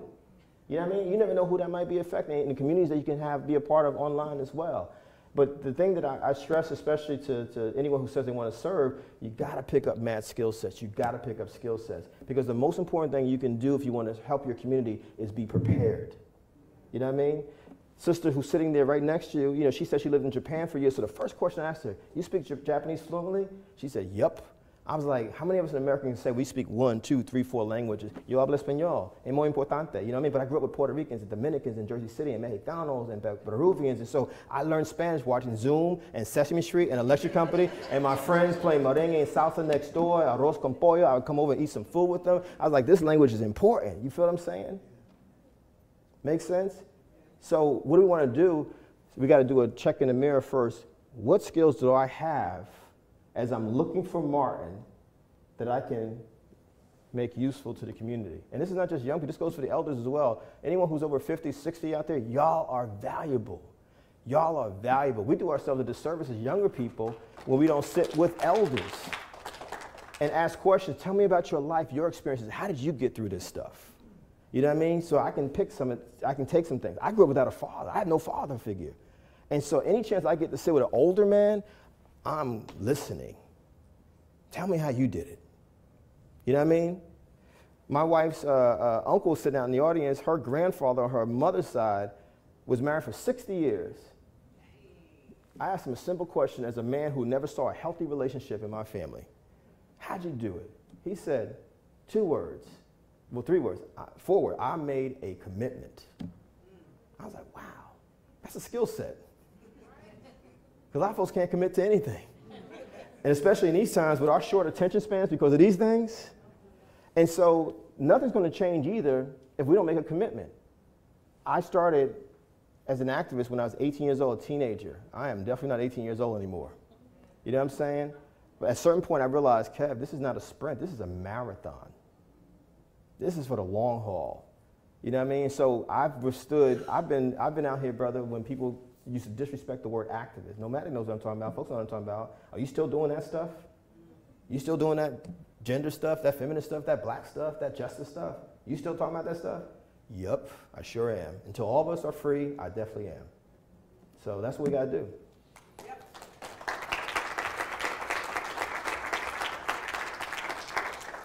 And I'm down to share my number, email with folks who want to stay in touch, you know, because I also think that if you put yourself out there, you should be accessible, you know what I'm saying? So, Kevin@kevinpowell.net. It's mad easy, Kevin@kevinpowell.net. You know what I'm saying? Hey, Laura Lee. What's up, sister? Thank you for being here. Thank you. I can't wait to get up to New Hampshire. Let's do it. Yes. She's from Emily's from New Hampshire. Hey, we're going to invite you. We're going to get your address. Yeah. I just love what you say about continuing learning. Listen to a young person. My mother is going to be 91 years old. Wow. And, wow. She was born and raised in South Boston, a Southie and Irish. I was going to say Irish. Poor. Wow. Yeah. But they're very proud. Yeah. They're poor. And Southie later moving to Everett. My father's from Chelsea. Yeah. And my whole family's from Massachusetts. And my mother's 91 years old. And she was a big part of me writing this book and learning about racism and what racial. She grew up in this city, highly segregated city. Yeah. A lot of racial tension in the city, even to the 70s, into the busing for children to get to public school. She's, I don't. She said. We missed that. What happened? What just happened? And she's still learning. She's still growing. She's learning terms. Sometimes she messes up her terminology, but it's my daughter, and I love to see that huge age gap between. I was a late in life baby, so I'm still a little young, but my mother's old. And my daughter's 15, and they're sharing and continuously learning, and it's never too old, and even elders have something to offer to the community. I love her stories, and I love it. As brutal as they are from this area, I love her stories. Let me ask, so what's your name? Your daughter? Alexandra. If I could go back in time, I wish that I could spend time with my grandmother, the only grandmother that I knew, and just sit there and absorb everything. And so please take advantage of that, because there's stories there. And, you know, it's interesting because, you know, Boston has this stigma, y'all know, you know, and I used to be one of those folks like, yeah, Boston, Boston, Boston. But when I think back on it now, I realize what it was just people being pitted against each other, you know what I mean? And people not knowing because of ignorance. And, you know, there's so many things that Irish folks' history is very similar to black folks' history. And when I went to Ireland a few years ago and I started hearing about history in a different kind of way from the people there, and I said, this sounds like the migration inside of America with black folks, the internal immigration that we had, you know what I'm saying? But, you know, this is when I said we got work to do. You know, we got to get into these communities. There's got to be a re-education. There's got to be a re-education. You know, there's no other way to say it. And the fact that she's 91 and open to changing vocabulary, as we're talking about with Sister Brenda, you know, says a lot. My mama is definitely a black female Archie Bunker. I don't know how else to say it. She says whatever comes out of her mouth, and she's raw and unfiltered. And if you think about Archie Bunker, for those who are too young, Archie Bunker was like Donald Trump, basically. Whatever he felt, he said. Except that Archie Bunker didn't become president of the United States. Donald Trump did, which is crazy. Archie Bunker is in the White House. You know what I'm saying? But I've had to challenge my mother, like, Ma, you can't say that about white folks. You can't say that about queer folks. You can't, you know, call people, you know, names. You know, I'm trying to be polite about it, but my mom's is off the chain. Whew. You know, meanwhile, her son is not that way, but I also understand she, like your mother, comes from the old, what we call the old country, the old world. You know what I'm saying? And our responsibility is to take the good that we can get from them, challenge them, but also, you know, leave behind the stuff that just doesn't work. Yes. Thank you. Maybe one or two more, because I actually have not eaten today. Okay, 6 more just went up. Is there a Thai or Japanese restaurant anywhere nearby, just out of curiosity? Because as a vegan, I can go to Asian restaurants, which would be cool. So, there's a Thai. Is it close? Yeah, I'm down. Who's going to go? Let's eat. Who has the mic? Yes. Hey. Hello? Okay. Hi. Hi. What's your name? My name is Sharday. Hey, Sharday. Hi. How do you spell it? I spell it Shardae. Wow. My mom got it from the singer, though. So. But she put a spin on it. Yeah. That's how we do. Put a spin on it. Well, I want to say thank you for being here. It was very emotional hearing you speak on a personal level, and then just the stuff I didn't know about Dr. King and all the luminaries that you spoke of. So thank you so much. Thank you. My question, though, is actually in regards to when you said how people study those that came before them to be great. I was just curious, who did you look up to or read as you started your journey in being a writer? Oh, wow. That's a great question, especially since we're in the library. And I got to tell you, there's a chapter in my my book outside called The Library. This is how the library is so near and dear to my heart. When I was 8 years old, my mama said, we're going to the library. We're going to get library cards. And so we walked through the hood, you know, and she got a library card, I got a library card. And honestly, the first books I read were sports books. I'm a big sports fan. And so whenever I meet people who say they don't like to read, I always say you should read stuff that you're interested in. Even comic books are important, you know. Whatever, something, you got to read. We have to read. And I thank my mother for that, because she really instilled in me a love of it. And I need to stress this. We had no books in the house. The Bible and the newspaper, that was it. There were no books, but that library card meant the world to me, because it got me to expand my imagination. And so I went back and forth for about 3 years. And I was reading stuff, honestly, with sports and entertainment. Like, I would read like the history of the Oscars. I knew every Oscar winner from 1929 to whatever year I was a kid, which is crazy when you think about it. I was like 10 years old. Like, oh, Clark Gable and, Marlon Dietrich and Greta Garbo. I was just reading stuff. Then when I was 11, I discovered a book called For Whom the Bell Tolls by Ernest Hemingway. You know what I mean? And I remember seeing the book, because by that time I was able to move over to the adult section. And I was like, yeah, as a kid from the hood, who is the bell tolling for? Because they ain't tolling for me, you know what I'm saying? And I remember the book, the title, because there was a Gary Cooper movie. Gary Cooper played the character in the movie version of it, and I just said, oh, they took the title from the movie, not realizing the book the movie came from the book. And I read as much of the book as I could understand. I read the whole book, but I understood as much as I could. I was in love with the fact that it was a love story. I remember that, and it was set during the war, and then there was all the references to Spanish. And again, because I was growing up in a city that had a lot of Latinx folks, Latina sisters and brothers, I was intrigued. So I went back to the library, and I found this thing that y'all have never heard of, because y'all are too young in this room, called encyclopedias, right? And I looked up in an encyclopedia who Hemingway was. And I'm 11, so I don't understand that he committed suicide at the end of his life. That wasn't a part that I didn't even grasp that. I remember just, house in Key West, Cuba, running with the Bulls. And I remember saying to myself, man, if this is what a writer does, then I want to be a writer, right?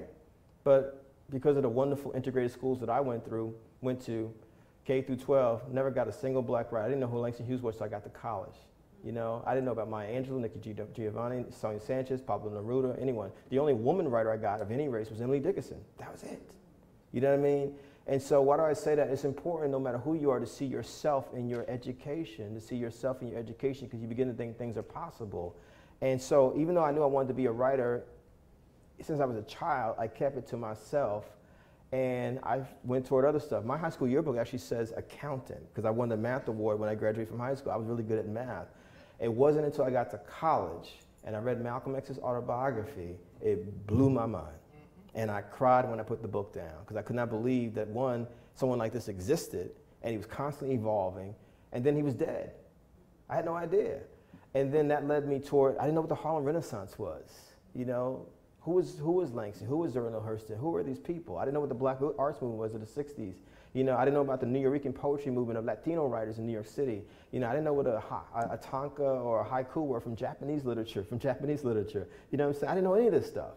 You know what I mean? I knew Shakespeare, I knew Keats, I knew Chaucer, I knew Voltaire, I knew Charles Dickens. I loved their work, but it meant something different when I started to read books that came from my community, Just like, we talk back to Irish Americans. When I first read Frank McCourt's Angela's Ashes, the great book by the late, great Irish American writer, I was like, wow, man.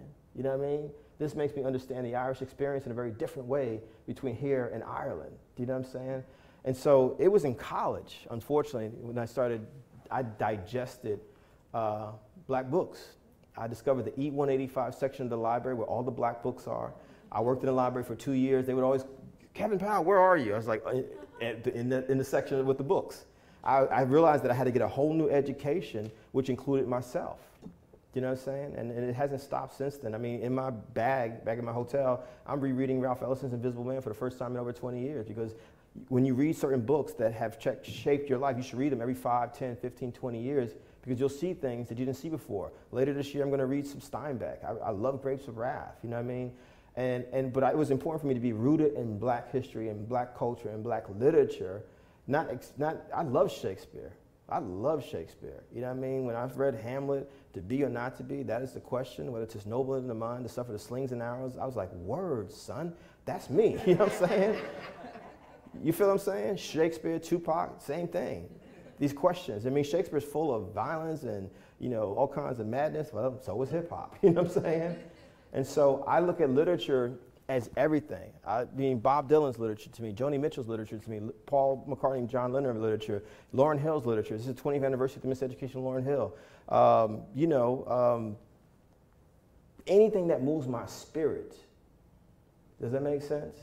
Yeah, it makes a lot of sense. Yeah. I actually related to a lot of what you said. My mother took me to the library when I was little. Actually, she's from Costa Rica, as my brother and sister. ¿Se habla español? Very little. You're going to work on that. I understand it better than I could speak it. I've had people literally come up to me and speak Spanish, and I'm like, I'll like write down an answer, because I'm like, I understood what they said, but I can't say it back. But you'll work on that. I know. Yeah. I do. I want to. I need to be more committed to that. I know we spoke on that earlier, Yes, commitment. Ma'am. Yes, ma'am. But yeah, my mother took me to the library when I was little, and that definitely instilled a love of books and reading for me. And it was actually my 3rd grade teacher that told me that like I have a skill for writing, and it's stuck with me since 3rd grade. But you should write. Do you write? I do. I have more of a creative fiction, a creative writing background. I graduated from UMass Boston. Oh, cool. I have a BA in English. And So you're a writer? Yeah. Are you a writer? I am. You're a what? I do. You're a what? Well, I'm working more now on. You are a what? Writer. Okay. I'm a writer. I'm a writer. We have to claim it. Yes, I had trouble claiming it because I feel like I am struggling with it right now. I feel like I put a lot of pressure on myself to be a great writer. So I wanted to ask you that question, like, what can I read to be better? Read the great writers that came before you. You know, read the Maya Angelou's, read the Nikki Giovanni's, read the Shakespeare's. You got to read everything you can get your hands on. You know, I think that's critical. We have to be students, I believe. I don't know if the brother's here. He hit me on Facebook. I think his last name was Dwyer. Someone hit me on Facebook earlier, and it said that he was a teacher and he was a student. And that stuck with me, because we have to be students for the rest of our lives. You know, and I think, you know, if you're a writer, then you have to just start writing. You know, Boston has a rich, I mean, this is Boston. Y'all got a lot of great artists that have come through here, a lot of great writers that have come through here. This is a rich community. This library is the bomb. I love this library. You know, and I just think you got to put yourself in spaces of creative people. That's what you got to do, and just claim it. Just claim it. That's important. You know, and just start putting it out there. You know, yes. Thank you. Thank you. Maybe we should talk about 1984 and Animal Farm. Oh, I love George Orwell. Yeah, no. Well, Orwell's a big influence. I mean, it's Orwell who said everything is political. That's one of my favorite quotes. Emily's networking out there. Go, Emily. Wrapping it up? Okay, cool. Well, thank y'all so much. I'm going to go out there and sign books. And just thank y'all. Thank y'all. Thank y'all. Thank y'all.